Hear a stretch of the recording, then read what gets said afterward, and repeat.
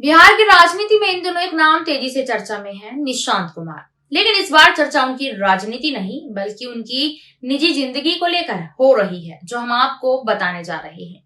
सबसे बड़ा सवाल जो लोग पूछ रहे हैं कि आखिरकार निशांत कुमार ने अब तक शादी क्यों नहीं की। निशांत कुमार बिहार के मुख्यमंत्री नीतीश कुमार के इकलौते पुत्र हैं। करीब उम्र है उनकी 50 साल, लेकिन अब तक अविवाहित। ऐसे में लोगों के मन में यह जिज्ञासा होना स्वाभाविक है, इसमें कोई शक की बात नहीं। दरअसल निशांत कुमार हमेशा से एक लो प्रोफाइल जिंदगी जीते आए हैं। उन्होंने खुद को राजनीतिक और पब्लिक लाइफ से काफी हद तक दूर रखा।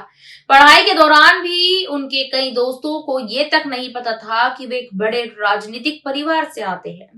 बताया जाता है कि उनकी जिंदगी में सबसे बड़ा बदलाव तब आया जब उनकी मां मंजू सिन्हा का निधन हुआ।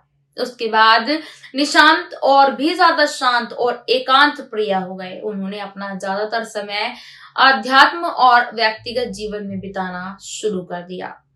निशांत कुमार को धार्मिक ग्रंथ पढ़ने, ध्यान और योगा में खास रुचि है।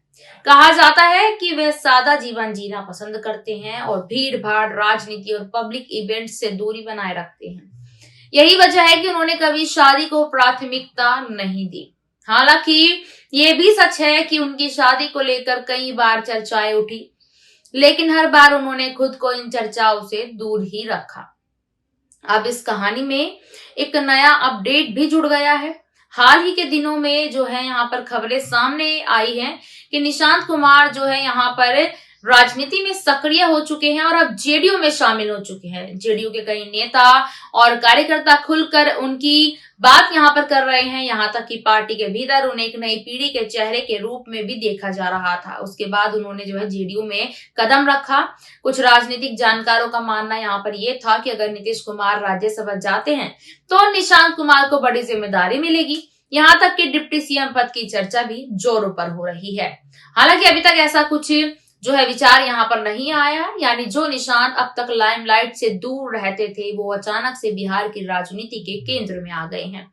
सवाल अब यहाँ पर ये उठ रहे हैं, क्या राजनीति में एंट्री के बाद उनकी निजी जिंदगी में भी बदलाव देखने को मिलेगा?